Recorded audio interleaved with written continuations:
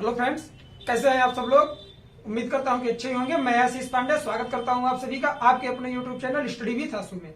कल के वीडियो में हम लोगों ने देखा था नीति आयोग के बारे में। काफी इंपॉर्टेंट चैप्टर है, जो लोग ना देखे हों उसकी लिंक आज के वीडियो के डिस्क्रिप्शन में दे दी जाएगी, आप लोग देख सकते हैं। और आज का जो वीडियो है इसमें हम लोग बात करने वाले हैं राष्ट्रीय मानवाधिकार आयोग के बारे में। तो काफी इंपॉर्टेंट चैप्टर है, इस पर बात करेंगे डीपली और विस्तृत तौर पर सारी चीजें हम लोग देखेंगे। आइए बिना किसी देरी के वीडियो की शुरुआत करते हैं। वीडियो चैप्टर का नाम क्या है?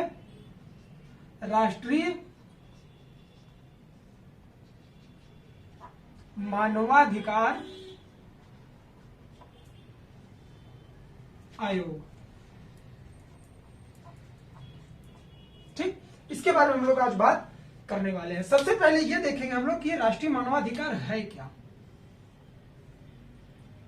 देखिए, ये क्या है? एक आम आदमी का अधिकार ही हमारा राष्ट्रीय मानवाधिकार कहलाता है। और वो हमारे अधिकार होते कौन से हैं? जैसे हमारे मौलिक अधिकार हो गए, मौलिक कर्तव्य हो गए हमारे, और जैसे स्वतंत्रता का अधिकार है और जीवन जीने का अधिकार है। अगर इन सब चीजों का उल्लंघन हो रहा है तो मानवाधिकार आयोग के तहत क्या होता है, जो उल्लंघन किया जा रहा है उसे दुरुस्त करवाया जाता है। मतलब कि अगर आप पर कोई भी ऐसी बात हो रही है जो आपके मौलिक कर्तव्यों का क्या कर रही है, हनन कर रही है, तो उसे सही तरीके से सॉल्व करवाने के लिए इस आयोग का गठन किया गया है। तो देखते हैं हम लोग कि राष्ट्रीय मानवाधिकार आयोग का गठन कब किया गया था, स्थापना कब हुई थी। तो उसके लिए एक आयोग आया था, मानव अधिकार संरक्षण अधिनियम 1993। इसी के तहत इसकी गठन की गई थी। सबसे पहले देखेंगे हम लोग इसकी स्थापना कैसे की गई थी। इसकी स्थापना मानव अधिकार संरक्षण अधिनियम 1993।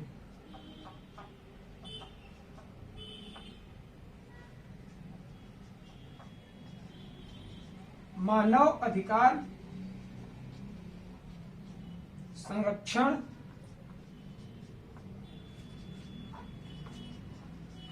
अधिनियम 1993 के तहत इसकी क्या की गई थी, स्थापना की गई थी। और इस अधिनियम में कहा क्या गया था कि मानव अधिकार संरक्षण अधिनियम 1993 में यह कहा गया कि मानव अधिकार केवल केंद्र के लिए नहीं, राज्य के लिए भी क्या होगा, स्थापित किया जाएगा। तो ये चीज हम लोग लिख लेते हैं कि मानव अधिकार संरक्षण अधिनियम 1993 के अनुसार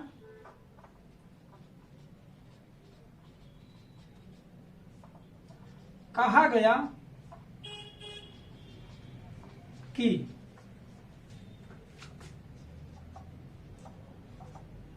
मानव अधिकार या मानवाधिकार आयोग केवल केंद्र के लिए ही नहीं, केंद्र के लिए ही नहीं अपितु राज्य के लिए भी होगा। ठीक,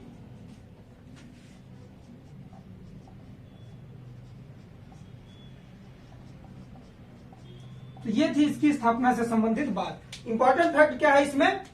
मानव अधिकार संरक्षण अधिनियम 1993, इसी के तहत कहा गया कि केंद्र और राज्य दोनों के लिए राष्ट्रीय मानवाधिकार आयोग की स्थापना की जाएगी। तो स्थापना से संबंधित चीज आप लोग समझ गए होंगे। अब देखेंगे इसकी प्रकृति क्या है। प्रकृति का मतलब है कि यह किस तरह का है, क्या काम इसमें किया जाता है। कार्य हम लोग आगे देखेंगे। प्रकृति का मतलब होता है इसका सामान्य सा परिचय, किस बेस पर यह कार्य करेगा। मूल रूप से इसे हम लोग क्या कह सकते हैं, इसकी थ्योरी कह सकते हैं या सिद्धांत कह सकते हैं। तो इसका सिद्धांत क्या है? यह एक सांविधिक निकाय है। यह एक सांविधिक निकाय है। इसकी प्रकृति सांविधिक निकाय की है, न कि संवैधानिक। संवैधानिक और सांविधिक में अंतर मैं बता चुका हूं। संवैधानिक वह होता है जो संविधान के तहत दिया जाता है, और सांविधिक निकाय वह है जिसका निर्माण किया जाता है एक संसद में क्या करके पेश करके बिल डाला जाता है, उसके आधार पर जिसका निर्माण किया जाता है उसे सांविधिक निकाय कहा जाता है। कोई भी अधिनियम लाकर अगर कोई नया चीज आप जोड़ रहे हो तो उसे हम लोग क्या बोलेंगे? सांविधिक। तो प्रकृति भी हम लोगों ने देख लिया। अब बात करेंगे इसके संरचना के बारे में।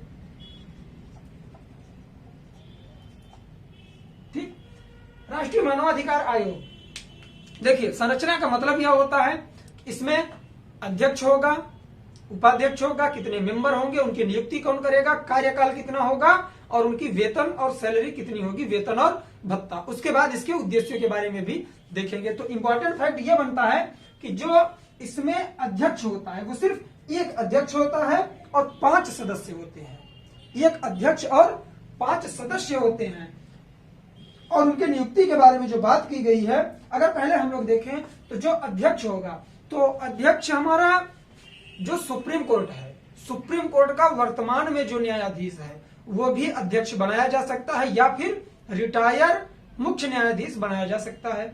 और सदस्यों की बात आती है तो सदस्यों में यह होता है कि हाई कोर्ट का वर्तमान मुख्य न्यायाधीश या फिर कोई रिटायर मुख्य न्यायाधीश सुप्रीम कोर्ट का, वो आ सकता है सदस्य के तौर पर। तो यही सारी चीजें हैं, एक एक करके हम लोग देखेंगे। आइए, संरचना यहां लिखना सही नहीं है, मैं इसे रफ कर देता हूं, अलग से हम लोग लिखते हैं ऊपर। बहुत ही इंपॉर्टेंट है, ध्यान से देखिएगा आप लोग। संरचना,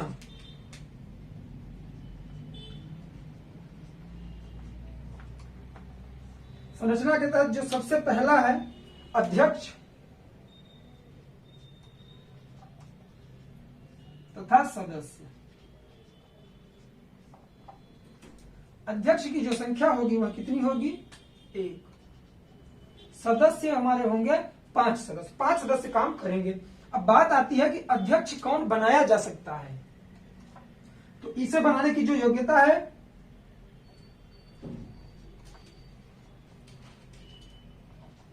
सेवा निवृत्त मुख्य न्यायाधीश, अभी हम लोगों ने इस पर बात किया था, सेवानिवृत्त मुख्य न्यायाधीश या वर्तमान में सुप्रीम कोर्ट का मुख्य न्यायाधीश, जिसे हम लोग बोलते हैं CJI, chief justice of India.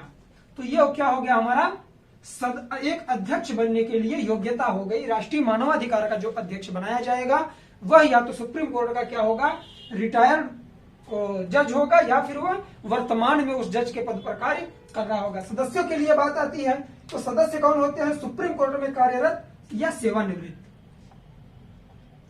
Supreme court में कार्यरत या सेवानिवृत्त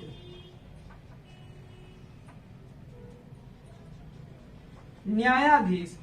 इसका मतलब यह है कि मैंने यहां मुख्य न्यायाधीश नहीं लिखा है।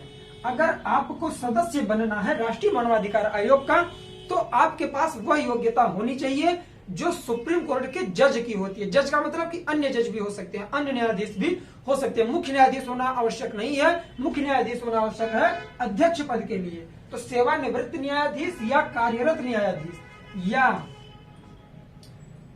उच्च न्यायालय का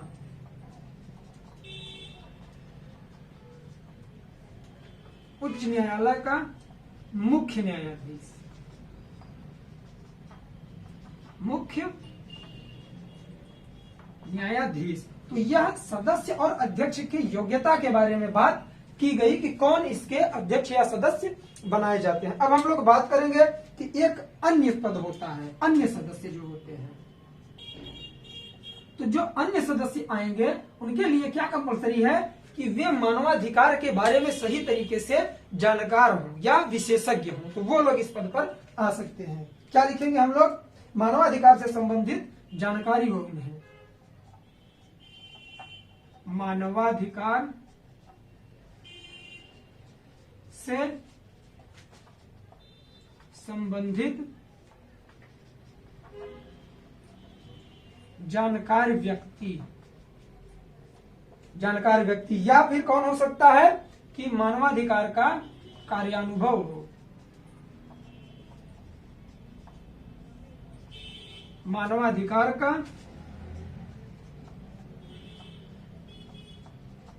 कार्यानुभव हो। कार्यानुभव का मतलब यह है कि यह एकाक बार मानव अधिकार से जुड़ के कार्य कर चुके हों इस आयोग के तहत, तो उन्हें अनुभव होगा, तो उन्हें क्या किया जा सकता है, अध्यक्ष अन्य सदस्यों के रूप में उन्हें लिया जा सकता है। अब बात आती है इनकी नियुक्ति के बारे में।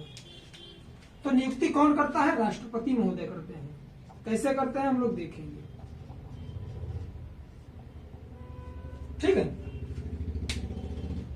देखिए, इनकी नियुक्ति करेंगे राष्ट्रपति, लेकिन प्रधानमंत्री की सलाह पर एक समिति का गठन किया जाता है जिसमें कुल हमारे 6 मेंबर होते हैं। उन मेंबरों के द्वारा दी गई सलाह पर राष्ट्रपति क्या करते हैं कि अध्यक्ष तथा सदस्यों की नियुक्ति करते हैं। कहां, राष्ट्रीय मानवाधिकार आयोग में। एक बार फिर से समझेंगे, नियुक्ति राष्ट्रपति करेंगे, लेकिन प्रधानमंत्री द्वारा निर्मित एक समिति द्वारा सलाह दी जाएगी किसे, राष्ट्रपति को, तब वह नियुक्ति करेंगे। तो उस समिति में होते कौन कौन हैं, तो उसमें 6 अधिकारी होते हैं, उनके बारे में भी हम लोग बात करेंगे। आइए लिखते हैं पहले, राष्ट्रपति द्वारा नियुक्ति, राष्ट्रपति द्वारा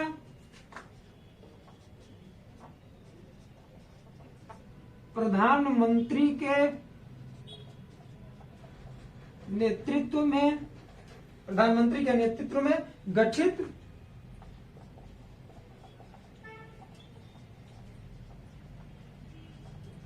सदस्यीय समिति द्वारा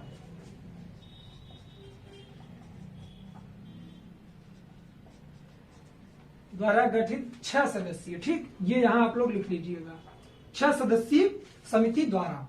तो देखिए क्या होता है कि जो इसके अध्यक्ष होते हैं या सदस्य होते हैं या अन्य सदस्य होते हैं, ठीक, उनकी नियुक्ति अगर की जानी है तो नियुक्ति का अधिकार, सबकी नियुक्ति का अधिकार राष्ट्रपति महोदय को दिया गया है राष्ट्रीय मानवाधिकार के तहत, ठीक।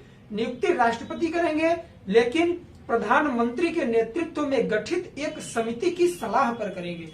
अब हम लोग क्या देखने वाले हैं कि उस समिति में कौन कौन होते हैं। आइए इसे नोट डाउन करिए, तो मैं रफ करके ऊपर लिखता हूं। पीएम स्वयं होंगे, लोकसभा के अध्यक्ष होंगे, राज्यसभा के उपसभापति होंगे, काफी सारे लोग हैं, जैसे आपके केंद्रीय गृह मंत्री हो गए, तो 6 मेंबर होते हैं, सबके बारे में हम लोग जानेंगे। आइए,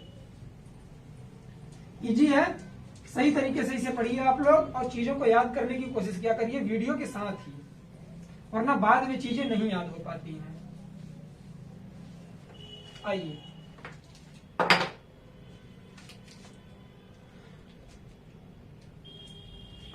जो समिति प्रधानमंत्री के नेतृत्व में गठित की जाएगी 6 सदस्यीय, उसके मेंबर के बारे में बात हो रही है। मत सोचिएगा आप लोग कि राष्ट्रीय मानवाधिकार आयोग के बारे में।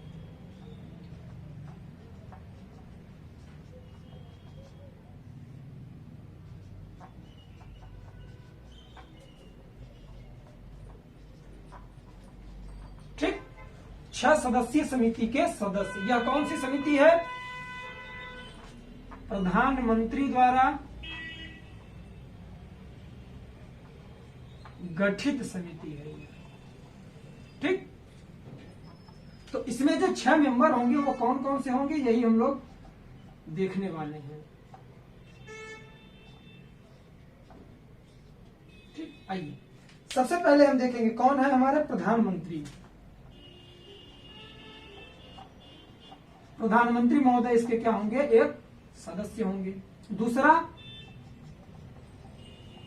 लोकसभा अध्यक्ष, जिसे हम लोग क्या बोलते हैं, स्पीकर। तीसरे होंगे हमारे राज्यसभा के उप सभापति, ये भी इसके तहत आते हैं। उसके बाद आते हैं केंद्रीय गृह मंत्री।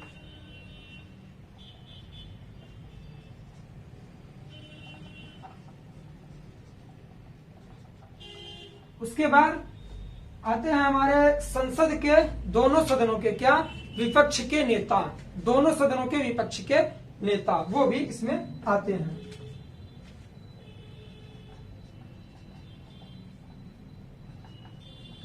दोनों सदनों संसद के, संसद में 2 सदन होते हैं, लोकसभा राज्यसभा, आप सबको पता ही होगा, वीडियो देखे होंगे।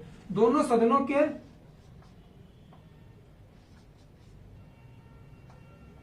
मुख्य विपक्षी दल के नेता।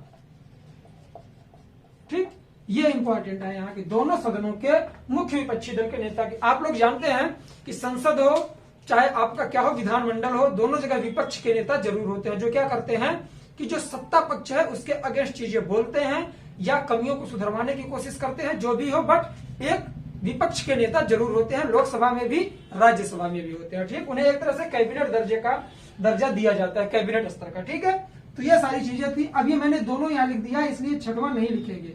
अब चार तो ये हो गए, दो इसी में हो गए ना। एक आपका राज्यसभा का हो गया विपक्षी नेता, विपक्ष दल का मुख्य नेता, और एक लोकसभा का हो गया। तो 6 मेंबर इसके हो गए। ठीक, उम्मीद करता हूं आप लोग समझ गए होंगे। अब देखेंगे इनका कार्यकाल क्या होता है।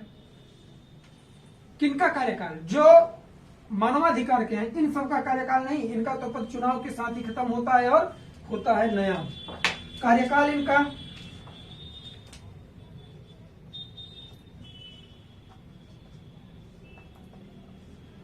देखिए, जो अध्यक्ष होते हैं और जो सदस्य होते हैं, इन दोनों का कार्यकाल निर्धारित किया गया है 3 वर्ष।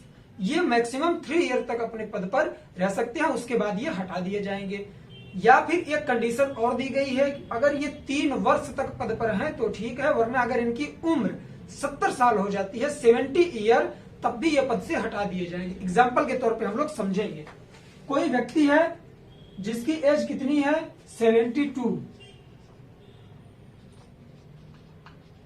ईयर्स। ठीक, वह 72 साल का है और वह क्या किया गया, राष्ट्रीय मानवाधिकार आयोग के अध्यक्ष या सदस्य के पद पर नियुक्त कर दिया गया। और उसकी जो कार्यकाल है, हम लोगों ने अभी देखा कि कार्यकाल इसका कितना है, 3 वर्ष। ठीक, सॉरी माफ करिएगा, 72 नहीं, क्योंकि 70 साल तो उनकी एज ही है। तो मान लीजिए 69, 69 साल के हैं वो और पद पर बना दिया गया। तो 3 साल जब कार्यकाल जोड़ेंगे तो हमारा कितना हो जाएगा, 72। लेकिन वो कब तक अपने पद पर रह सकते हैं, केवल 70 साल तक। तो क्या होगा कि ये 2 साल पहले हटा दिए जाएंगे। ठीक, मतलब कोई भी व्यक्ति हो, चाहे जितनी एज हो, वह अगर उसकी एज 70 साल हो गई तो अगर उसका कार्यकाल साल, 2 साल, 6 महीने, 1 महीने, जितना भी बचा है, वह फिर अपने पद पर नहीं रह पाएगा, उसे हटा दिया जाएगा। क्यों? क्योंकि उनकी उम्र 70 साल हो जाएगी। ठीक, तो यही चीज थी, इसे हम लोग क्या करेंगे, लिखेंगे।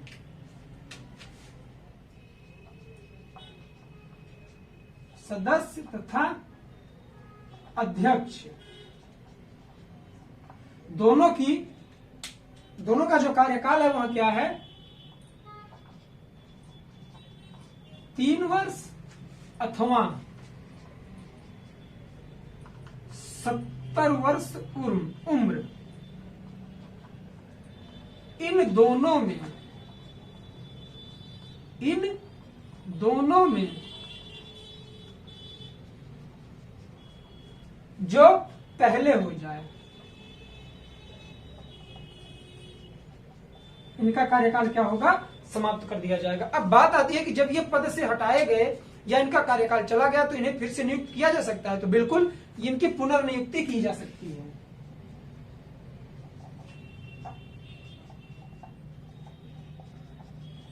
पुनर्नियुक्ति की जा सकती है। ठीक, इंपॉर्टेंट था इतना। उसके बाद हम लोग बात करेंगे इनके वेतन और भत्ते।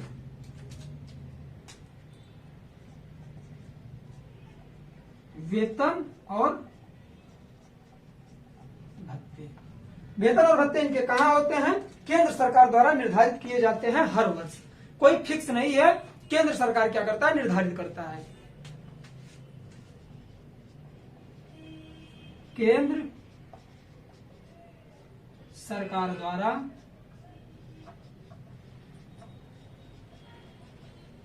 निर्धारित किया जाता है। इसका मतलब यह है कि कोई फिक्स वेतन इन्हें नहीं दिया जाता है। तो हम लोगों ने क्या देखा, कार्यकाल भी देख लिया इनका, वेतन और भत्ता भी देख लिया। अब आगे हम लोग क्या देखेंगे, इनके पद से कैसे हटाया जाएगा।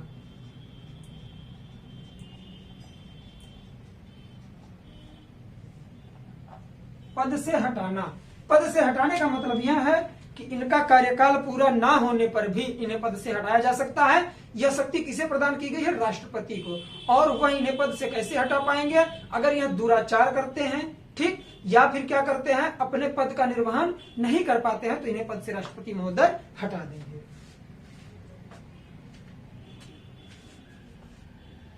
कैसे? दुराचार या अक्षमता की स्थिति में राष्ट्रपति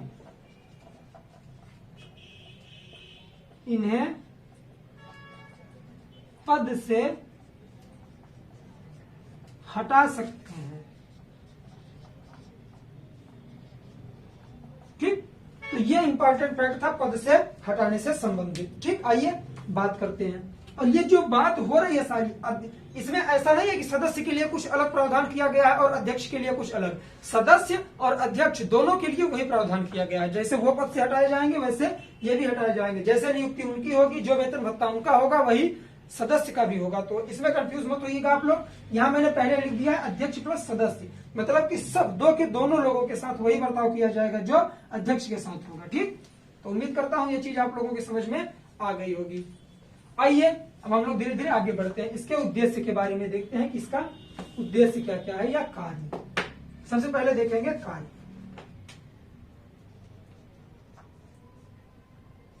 कार्य में सबसे पहला पॉइंट क्या है?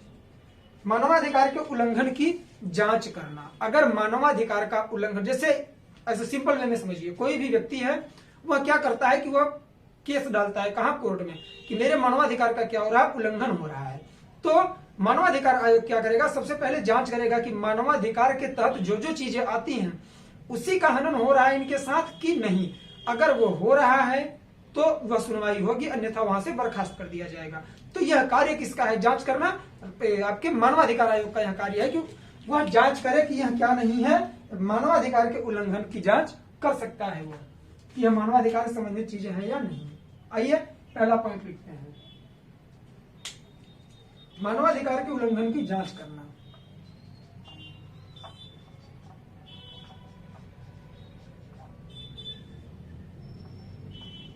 मानवाधिकार के उल्लंघन की जांच करना। ठीक, कि अगर कोई व्यक्ति मुकदमा दायर करता है तो सच में वह मानवाधिकार से संबंधित चीजें हैं अथवा नहीं है। दूसरा पॉइंट निकल के आता है, न्यायालय में लंबित किसी मानवाधिकार से संबंधित मामले में हस्तक्षेप भी कर सकता है। ये कि मानवाधिकार से संबंधित कोई मामला है और क्या है, वह न्यायालय में लटका पड़ा है काफी दिनों से, उस पर सुनवाई नहीं हो रही है, तो वह क्या करेगा कि उस पर हस्तक्षेप करके उसे सुनवाने की कोशिश करेगा। ठीक, तो आइए लिखते हैं, न्यायालय में लंबित किसी मानवाधिकार से संबंधित, न्यायालय में लंबित, न्यायालय में लंबित किसी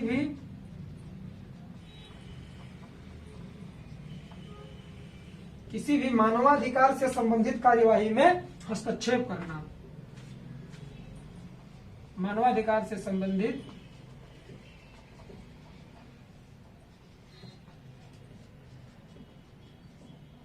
कार्यवाही में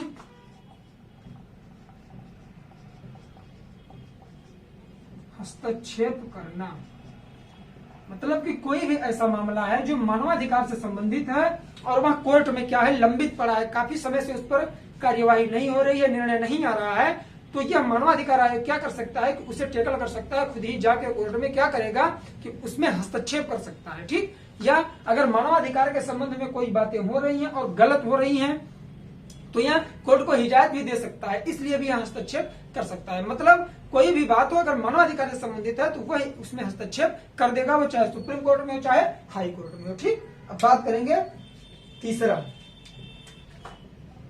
तीसरा पॉइंट जो इंपॉर्टेंट है कि जेलों में जाकर वहां की स्थिति का अध्ययन करना। जो हमारे बंदी गृह होते हैं उनमें यह जाएंगे और देखेंगे कि जो मुजरिम है वहां जिन पर केस हुआ है, जो बंद है कैद खाने में, जो बंदी गृह में बंदी बनाए गए हैं, उनके मानवाधिकार का तो हनन नहीं हो रहा है। वो भले ही मुजरिम है, लेकिन उनके भी मानवाधिकार का अगर हनन हो रहा है, उनके मूल अधिकार अथवा मौलिक कर्तव्य के साथ छेड़छाड़ की जा रही है, तो क्या कर सकता है मानवाधिकार आयोग? जेल पर या सरकार पर वह क्या कर सकता है? एक्शन ले सकता है। ठीक, तो इसलिए वह क्या करता है कि बंदी गृहों में जाकर उसकी स्थिति के बारे में पता लगाता है। यही पॉइंट हम लोग लिखने वाले हैं, जेलों में जाकर वहां की स्थिति का अध्ययन करना। जेलों में या फिर बंदी गृह लिख लीजिए। काफी लोगों को जेल का हिंदी नहीं पता होगा। जेलों में जाकर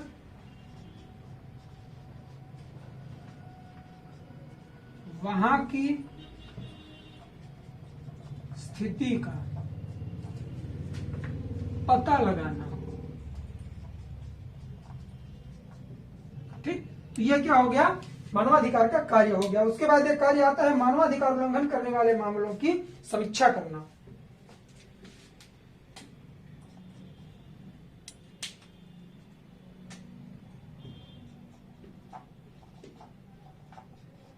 मानवाधिकार का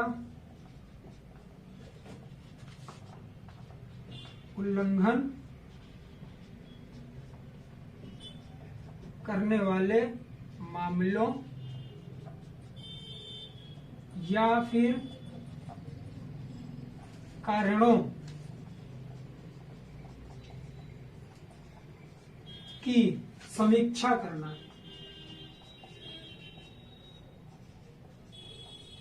ठीक है, रीजन इसका आशय यह निकल के आया कि मानवाधिकार का उल्लंघन करने वाले मामले, मानवाधिकार का उल्लंघन कौन से मामले करते हैं? जैसे क्या हो गया आपका? आतंकवाद हो गया, देशद्रोह हो गया, तो ये सब क्या है? मानवाधिकार का उल्लंघन कर रहे हैं। तो क्या करेगा? इन मामलों की वह समीक्षा करेगा। एक बार इसके कार्य को सही तरीके से समझते हैं कि मानवाधिकार के उल्लंघन की जांच करना, मानवाधिकार का उल्लंघन हो रहा है अथवा नहीं हो रहा है, कि सही तरीके से फाइल किया गया है अथवा नहीं किया गया है, इसकी जांच करना किसका कार्य है?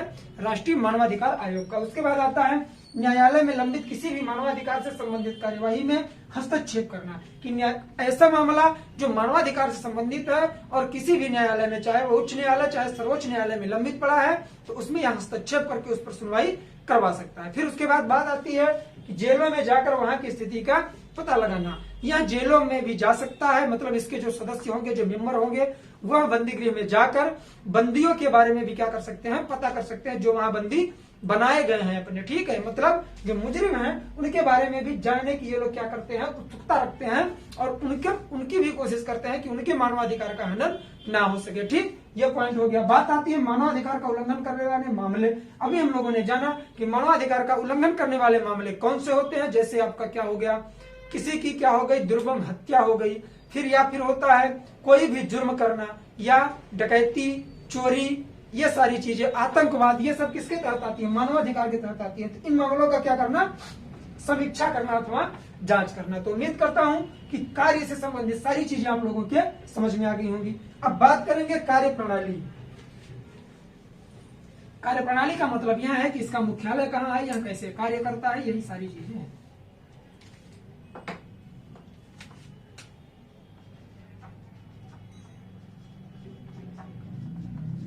ये कार्यप्रणाली किसकी देख रहे हैं हम लोग? राष्ट्रीय मानवाधिकार आयोग की। सबसे पहले इसका जो मुख्यालय है वह कहाँ है? नई दिल्ली में।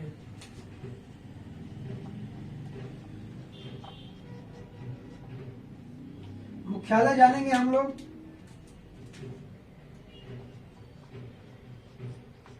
दिल्ली। दूसरा पॉइंट आता है कि इसे अधिकार क्या दिया गया है? तो जो अधिकार सिविल कोर्ट को दिया गया है, लोक अदालत को दिया गया है, वही अधिकार और शक्तियां किसे दी गई है? राष्ट्रीय मानवाधिकार आयोग को।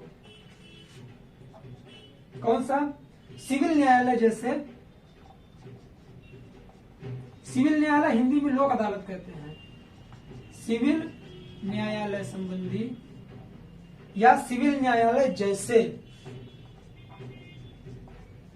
सभी शक्ति या अधिकार इसे प्रदान किए गए हैं। तीसरा पॉइंट आता है चरित्र न्यायिक होता है। इसका जो चरित्र होता है वह न्यायिक होता है। चरित्र न्यायिक मतलब बात करते हैं कि इसमें न्याय दिया जाता है और न्याय सुगम तरीके से दिया जाता है, कोई पक्षपात नहीं होता है। तो इसका चरित्र ही क्या है, न्यायिक है, राष्ट्रीय मानवाधिकार आयोग है, इसी के लिए, न्याय दिलाने के लिए ही बनाया गया है। तो यही प्रकृति हो गई। और फिर बात आती है केंद्र राज्य सरकार से किसी भी केंद्र या राज्य सरकार से किसी भी मामले में रिपोर्ट मांग सकता है। ठीक है, मतलब कि केंद्र हो चाहे राज्य सरकार हो, दोनों से किसी भी मामले पर यह रिपोर्ट कभी भी मांग सकता है अपने पास, और केंद्र और राज्य दो के दोनों बाध्य हैं इसे रिपोर्ट देने के लिए, यह जांच भी कर सकता है। इंपॉर्टेंट फैक्ट है। अब बात आता है कि आयोग किन मामलों की जांच करता है। तो ये 1 साल का टाइम पीरियड बनाया गया है कि आयोग उन्हीं मामलों में जांच कर सकता है जिन्हें घटित हुए 1 वर्ष से क्या नहीं हुआ है, कम समय हुआ है। ठीक, ये पॉइंट इंपॉर्टेंट है, इसे सही तरीके से लिखेंगे और समझेंगे। आइए लिखते हैं सही तरीके से।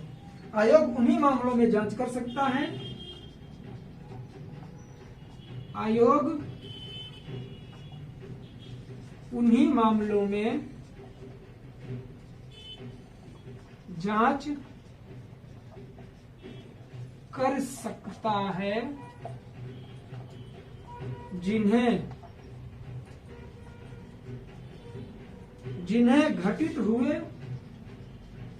जिन्हें घटित हुए 1 वर्ष से कम समय हुआ हो। 1 वर्ष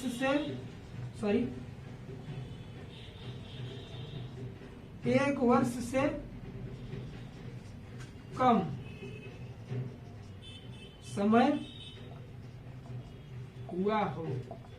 ठीक, ऐसा कोई भी मामला जो 1 वर्ष से ज्यादा हो गया है और वह भले ही मानवाधिकार से संबंधित हो, मानवाधिकार उस पर कार्य नहीं करेगा। ठीक, आइए इसकी कार्यप्रणाली को एक बार फिर से हम लोग रिकॉल करते हैं। मुख्यालय इसका दिल्ली में है। इसे अधिकार कौन से दिए गए हैं, सिविल न्यायालय की तरह जो लोक अदालत को क्या किए गए, अधिकार दिए गए हैं, वही अधिकार और शक्तियां इसे प्रदान की गई हैं। इसका जो चरित्र है वह न्यायिक है। न्यायिक चरित्र इंपॉर्टेंट फैक्ट है, इसे याद रखिएगा।